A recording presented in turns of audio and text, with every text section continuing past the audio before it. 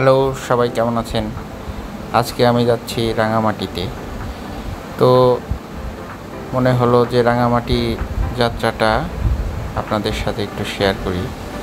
যেহেতু আমি বাইকে যাচ্ছি, তো বাইক যাত্রা আসলে এত দূরের পথ কেমন হয় সে বিষয়টা আপনাদের সাথে শেয়ার করব।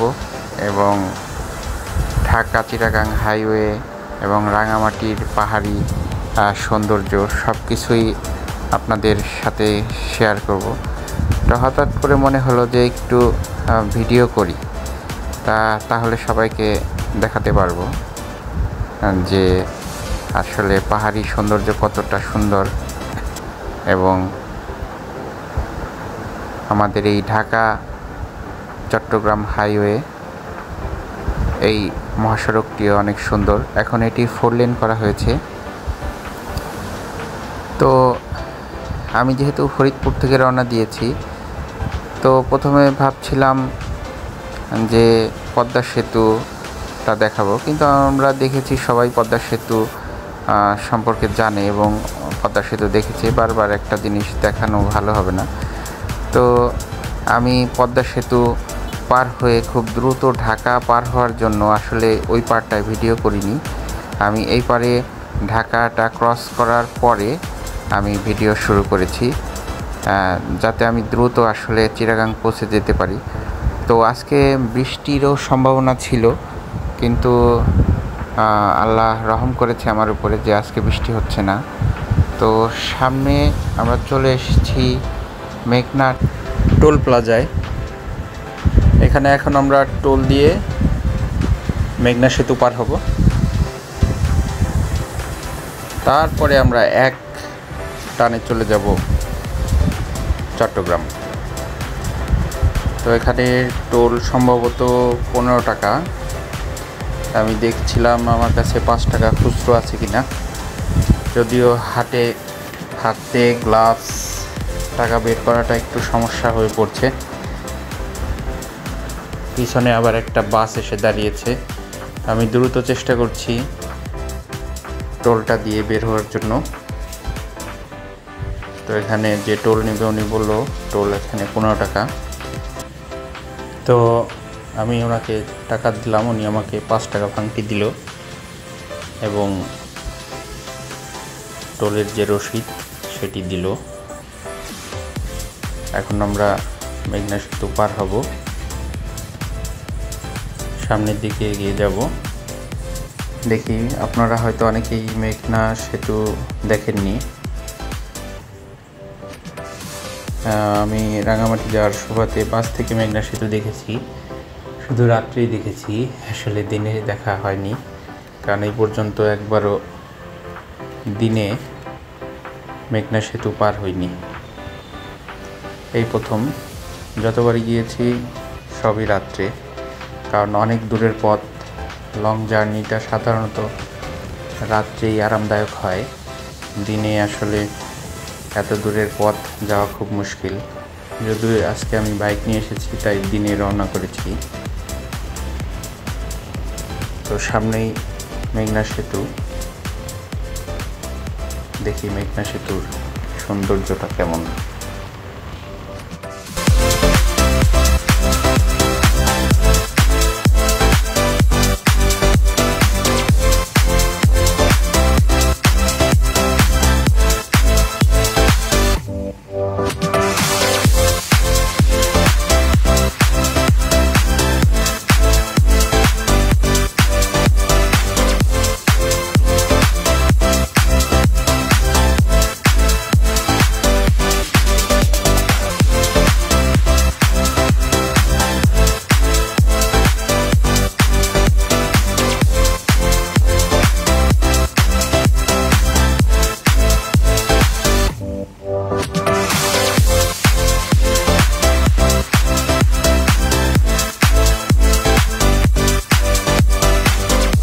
সামনে একটি ফুয়েল পাম্প দেখে মনে হলো যে গাড়িতে আসলে ফুয়েল লাগবে কিনা। তো দেখলাম যে না, আমার গাড়িতে এখন কোনো ফুয়েল লাগবে না, কারণ গাড়ি আসলে খুবই ভালো মাইলেজ দিচ্ছে। তো সামনে ফুয়েল পাম্পটা দেখে মনে হলো যে আমারও একটু ফুয়েল লাগবে, অর্থাৎ আমার ক্ষুধা লেগেছে। তো পিছনেই একটা রেস্টুরেন্ট দেখলাম, তো ভাবলাম যে পিছনের রেস্টুরেন্টটায় যাই, দেখি ওখানে সকালের নাস্তা পাওয়া যায় কিনা। কারণ আমি বাসার থেকে যখন বেরিয়ে এসেছি তখন আসলে কোনো খাবার খেয়ে আসতে পারিনি, কারণ ভোরে উঠেছিলাম, দ্রুত যাতে ঢাকা পার করা যায় সেজন্য আসলে বাসা থেকে দ্রুত বের হয়েছিলাম। তো দেখি সামনের যেই রেস্টুরেন্টটা আছে ওখানে আসলে কি আছে। তো আমরা যাচ্ছি আসলে দেখতে যে রেস্টুরেন্টে কি পাওয়া যায়, সকালের নাস্তা আসলে কেমন হবে। তো সামনে যে রেস্টুরেন্টটার নামটা হচ্ছে, দেখি রেস্টুরেন্টটার নাম মর্নিং সান। হ্যাঁ, মর্নিং সান হাইওয়ে রেস্টুরেন্ট এটা। তো এখানে আমি এখন আমার বাইকটা রাখবো এবং ভিতরে যেয়ে দেখবো যে আসলে সকালের কি নাস্তা আছে এখানে। তো এখান থেকে আসলে নাস্তা খাওয়ার পরে আমি বেরিয়ে যাব চট্টগ্রামের উদ্দেশ্যে। তো চলুন দেখি আসলে ভিতরে কি নাস্তা পাওয়া যায়।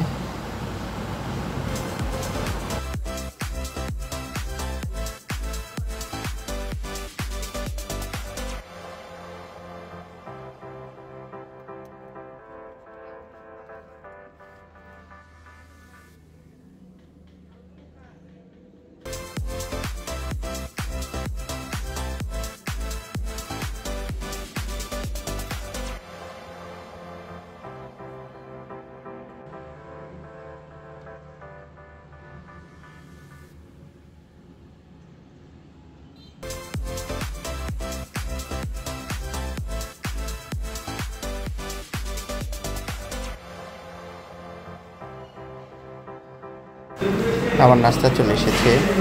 এখানে দিয়েছে রুটি ডাল ভাজির সাথে আর কিছু এখানে আপাতত নেই। তো আমার চাও চলে আসবে। হ্যাঁ, চলে এসেছে আমার চাটা খেয়ে আসলে আমার খুব ভালো লাগলো। তো আমরা চলে আসছি ভাটিয়ারিয়াতে। এটা হলো ভাটিয়ারি এরিয়া। এখান থেকে আমরা সোজাসুজি চলে যাব হাটহাজারী। ওখান থেকে রাঙামাটির যে রাস্তা রয়েছে সেখান দিয়ে আমরা রাঙামাটি চলে যাব। এই ভাটিয়ারিটা হলো এখানে নেভাল এবং সামনে চট্টগ্রাম সেনানিবাস রয়েছে। এই ভিতরে যে রাস্তাটা, এটা আসলে খুবই সুন্দর এবং এটা আসলে খালি চোখে না দেখলে আপনারা বুঝবেন না। এটা আসলে ভিডিওতে অত ভালো বোঝা যাচ্ছে না, কিন্তু এটা আসলে দেখতে খুবই সুন্দর এবং সবাই যদি এখানে আসতে চান আসতে পারেন। আসলে এই জায়গাটা অনেক সুন্দর। যদি কেউ রাঙামাটি যান তাহলে এই পথটা দিয়ে আপনারা ভ্রমণ করতে পারেন।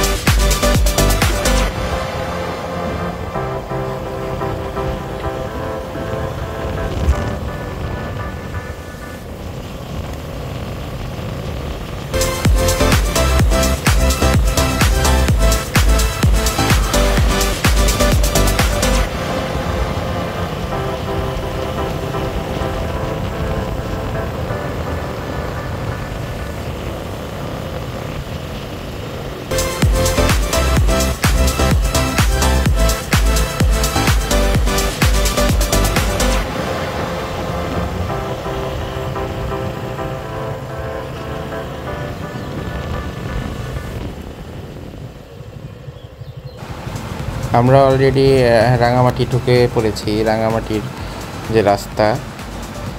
তো আমরা এখন যাব রাঙামাটির সেই আঁকাবাঁকা পথ আপনাদেরকে দেখাবো। দেখুন, আসলে আমরা কিন্তু পাহাড়ের উপরে। এখান থেকে যদি কেউ পড়ে যায় তাহলে তার অবস্থা কী হবে আল্লাহ জানে। ঠিক আছে। এখান থেকে কোনোটা 100 মিটার, কোনোটা 200 মিটার পর্যন্ত, 300 মিটার পর্যন্ত আসলে নিচে পাহাড় কেটে কেটে অনেক কষ্ট করে এখানে রাস্তা তৈরি করা হয়েছে। আসলে পাহাড়, আশেপাশে পাহাড় এবং আঁকা বাঁকা পথ, এতটাই বাঁকা যে এই পাশ থেকে আসলে ও পাশে কোনো গাড়ি আসলে দেখা যায় না, এবং ঢালু পথ। এই পাশে দেখেন এই পথটা কত আঁকা বাঁকা, একবার এদিকে একবার ওদিকে। এই পথটা ঘোরাই মুশকিল আসলে। ওই পাশ থেকে যদি কখনো কোনো গাড়ি আসে তাহলে এই জিনিসটা আসলে দেখাই যায় না, এই পাশ থেকে কিচ্ছু দেখা যাচ্ছে না। আমি খুব সাবধানে বাইক রাইডিং করছিলাম, কারণ আমি এর আগে কখনোই পাহাড়ি রাস্তায় রাইড করিনি। আমি কখনোই আসলে এই ঢাকাতেই আসলে রাইড করিনি। এইবার অনেক সাহস করে আসলে এই রাইডটা করেছি। এত কিলোমিটার পথ আমি আসলে কখনো পারিনি। তো দেখেন এই আঁকাবাঁকা পথ পেরিয়ে আমরা যাচ্ছি রাঙামাটি শহরের দিকে। এখানে গাড়ি আসলে খুব দ্রুত চলতে পারে না, কারণ হলো উঁচু নিচু, যেটা আসলে ভিডিওতে বোঝা যাচ্ছে না। ভিডিওতে সব উঁচু নিচু বোঝা যায় না। আমরা একটা পাহাড়ের চূড়ায় আছি, পাহাড়ের উপর দিয়ে রাস্তা তৈরি করা হয়েছে, যেটা আসলে খুবই সুন্দর। এবং সামনে রয়েছে আর্মি ক্যাম্প। আমরা দেখি আর্মি ক্যাম্পের ওখানে ভিডিও, আসলে সম্ভবত আর্মি ক্যাম্পের ওখানে ভিডিও করাটা ঠিক হবে না। সামনে যখন আর্মি ক্যাম্প, এই তো আর্মি ক্যাম্পে চলে আসছি। আসলে এখানে ভিডিও করাটা অতটা ঠিক নয়, কারণ এখানে একটা গোপনীয়তার ব্যাপার আছে। তো আমরা ধীরে ধীরে এগিয়ে যাচ্ছি, দেখা যাক।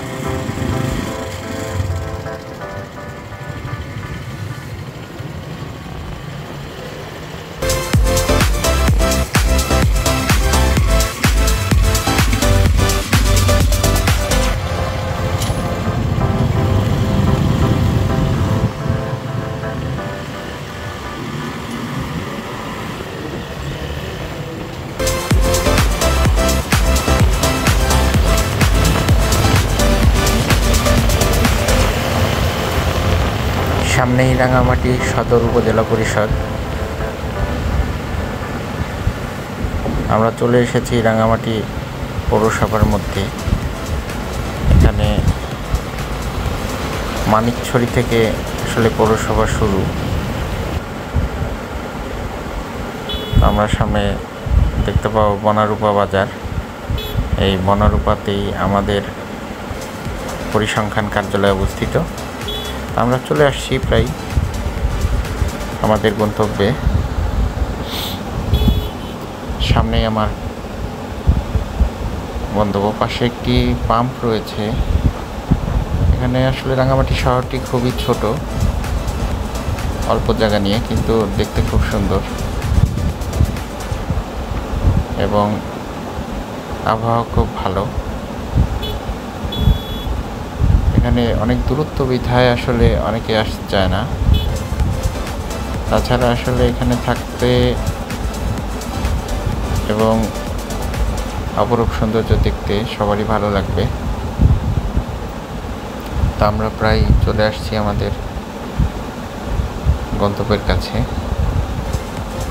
এখন ডানে যে রাস্তাটা রয়েছে ওই রাস্তা দিয়ে আমরা ঢুকবো। সামনেই আমার অফিস। অবশেষে সেই কাঙ্ক্ষিত গন্তব্যের দেখা।